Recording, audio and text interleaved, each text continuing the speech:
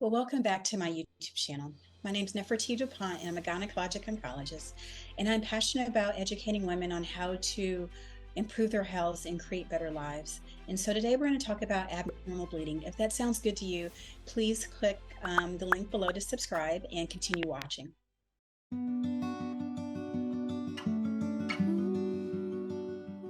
All right, well, one of the most common reasons that patients come to see me in the doctor's office is for abnormal bleeding.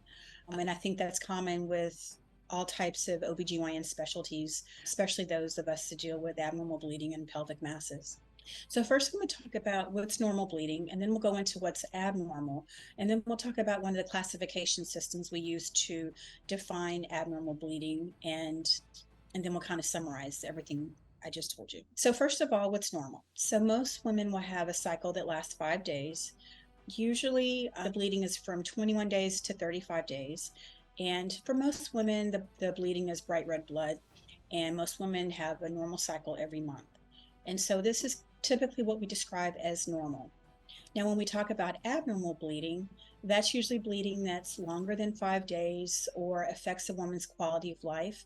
Abnormal bleeding is also described as bleeding where you're passing clots or having heavy bleeding. Some women will tell me they use pads and tampons together because their bleeding is so heavy. That's abnormal. Passing big clumps of tissue is abnormal, and bleeding more than 80 cc's is abnormal. And we use that kind of definition more for research purposes. But those are kind of what we define as abnormal bleeding, or bleeding that's occurring longer than every 35 days or shorter than every 21 days where you're bleeding too much. Also bleeding or heavy bleeding after intercourse. Some of the symptoms that patients will describe to me who have abnormal bleeding are fatigue.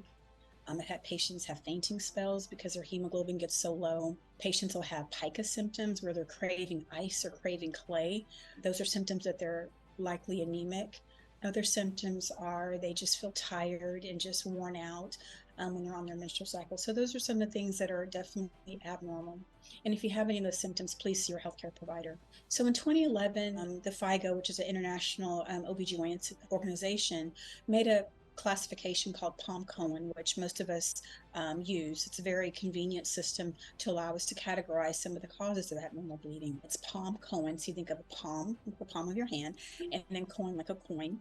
P in palm is for polyps, very common cause, usually benign, but can be cancerous. Adenomyosis, that's something that's not very common cause of bleeding, but it is in the classification system. L is for leiomyoma or fibroids, and very big, very common cause of abnormal bleeding. And then what we're going to talk about today is the M. M is for malignancy. So in the Palm-Cohen system, when I see someone that's coming to my office for abnormal bleeding, I'm kind of going first through their history. I'm asking them, how old were they when their menstrual period started? If they stopped, when was that and how long ago? When I'm asking them about their bleeding, I want to know how long has this been happening? Was there a stressful situation? Did they just have a miscarriage? Those are all important questions that we ask to figure out, what started this abnormal bleeding. And then another thing that I'm very interested in is, when was their last pap test? Now, we don't do PAPs every year anymore like we used to, but what we are finding is that still some patients will wait 5 years, 10 years. I've had patients, their last PAP was after their last pregnancy. And so oftentimes that's way too long. So I want to make sure they've had a recent PAP or evaluation of their cervix. And then also I'm asking questions about, is this new for them? Have they always had the abnormal bleeding, or is there something that is different for them? And so those are some of the questions that I'm thinking about as they're talking and telling me their story. But in terms of the Palm-Cohen classification, the M is for malignancy. Now, when we think about malignancy, it's not just cancer, but also precancer conditions. So not only, have you had a pap test recently, have you had any abnormal paps? Have you had cervical dysplasia? That might not be cancer of the cervix, but it's, could be precancer. And so I want to make sure that their cervix, or they've been evaluated for that.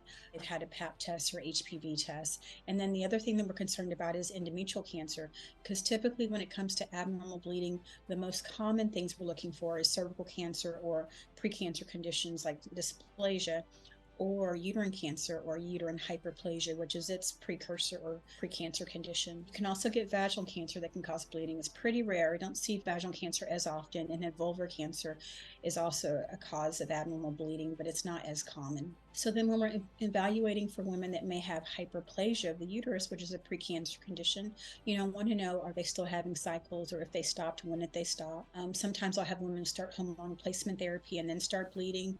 And so still we have to evaluate that.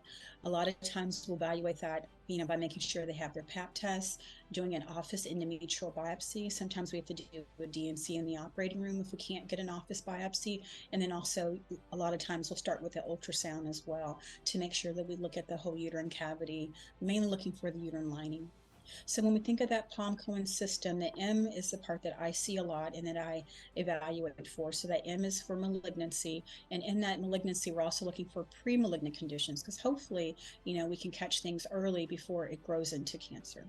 So if you have any of these symptoms or any concerns, please see your healthcare provider. If you haven't had your pap test, or if you're having abnormal bleeding, please see your healthcare provider.